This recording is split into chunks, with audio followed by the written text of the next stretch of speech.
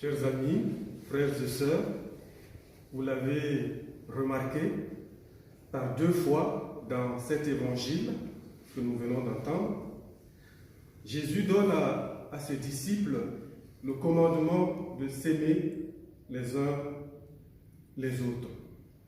Ces versets sont parmi les plus connus de l'évangile ou des évangiles.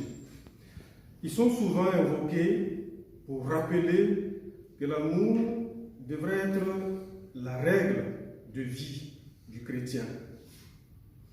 Tout paraît simple de prime abord, mais à y voir de plus près, les choses ne sont pas si évidentes que cela. Car comment comprendre le comme de aimez-vous les uns les autres ou aimez-vous les uns comme je vous ai aimé? Dites-moi, frères, sœurs, comment aimer comme Jésus aime? Du reste, comment Jésus nous a-t-il aimés? N'est-ce pas que son amour pour nous est passé par la passion et la mort? N'est-ce pas qu'il s'est dessaisi totalement de sa vie pour sauver la nôtre? Jésus-Christ nous aime avec la même intensité et la même profondeur que son Père l'aime.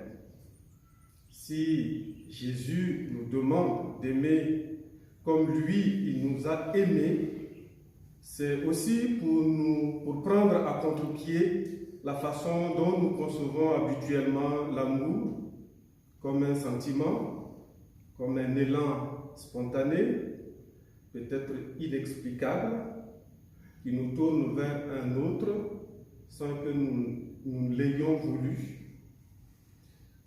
Comment recevoir alors l'amour comme un acte volontaire, comme un ordre? Ce que l'on sait, c'est qu'il ne se décrète pas, il ne se commande pas, il suit peut-être les orientations de notre cœur. C'est pour cela que les paroles de Jésus ont de quoi surprendre, notamment pour nous autres, qui vivons souvent dans des sociétés où ce qui compte est le ressenti, l'instant, l'éphémère, tout ce qui, justement, n'engage à rien. Ce qu'il nous dit, c'est que aimer est de l'ordre d'un engagement et d'une obéissance. C'est cela l'enseignement de Jésus pour nous. Qu'il s'agisse de son conjoint, de ses amis, de ses frères et sœurs dans une communauté, de son prochain, de ses prochains dans la société, l'amour dont parle Jésus doit s'inscrire dans la durée d'une confiance et d'une fidélité. Il utilise, pour le dire, l'image des fruits qui précisément réclament du temps pour leur maturation. Des fruits qui ne conditionnent pas notre appartenance au Christ, mais qui la manifestent. Ils ne sont pas le résultat d'une loi qui écrase, mais la réponse volontaire à son amour qui toujours nous précède.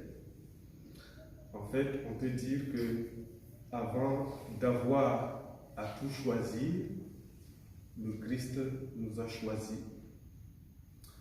Je ne sais pas si vous le connaissez, mais Timothy Radcliffe, l'ancien maître de l'ordre des Dominicains, disons un des anciens, a écrit en 2000 un très beau livre sur la vie religieuse intitulé « Je vous appelle ami ».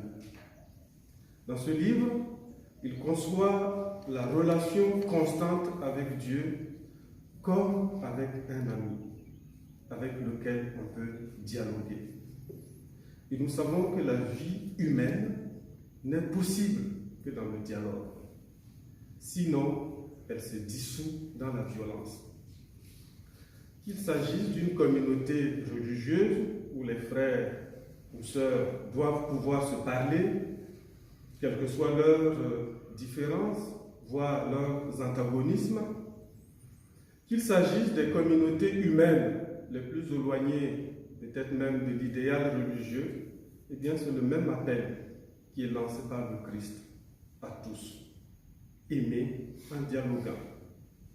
Et pour que le dialogue puisse s'établir, pour que l'autre soit accepté dans sa différence, la meilleure référence est le Christ lui-même, parole de Dieu incarnée dans nos vies. Ici me vient aussi en tête deux références d'auteurs, deux philosophes, Albert Camus et Gabriel Marcel. Le premier incarne en philosophie le courant de l'existentialisme athée. Certains d'entre vous en sont des spécialistes. Et le second, on pourrait dire, c'est le courant de l'existentialisme chrétien. Mais il y a un souffle commun qui traverse ces deux penseurs, notamment sur la question de l'amour. Albert Camus a écrit une phrase que les gens répètent à volontiers, et elle est tellement belle. Et la voici. Je ne connais qu'un seul devoir, et c'est celui d'aimer. Je ne connais qu'un seul devoir, et c'est celui d'aimer. Et Gabriel Marcel a écrit un beau livre intitulé « Être et avoir », avec la question centrale suivante. Voulons-nous être ou voulons-nous avoir? Être, c'est aimer. Avoir, c'est posséder. Voulons-nous aimer ou voulons-nous posséder? En tout cas, pour les chrétiens que nous sommes et que nous voulons être tous les jours beaucoup plus, eh bien, l'amour commence quand nous recevons ce que Dieu lui-même nous donne. C'est lui qui est capable de transformer nos sentiments et nos émotions, nos désirs et nos envies en un amour véritablement enraciné dans sa parole. Bref, je crois que notre mission est de travailler à être des amis de Jésus. L'amour de Dieu est communicatif. Il cherche toujours à se répandre, à être partagé. Et Dieu cherche à communiquer son amour à chaque homme. Cet amour qu'il nous transmet, il veut qu'à notre tour, nous puissions le transmettre aux autres. Du coup, son amour nous transforme en apôtres.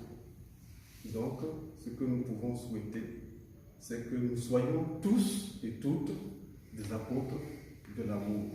Qu'il en soit ainsi. Amen. Amen.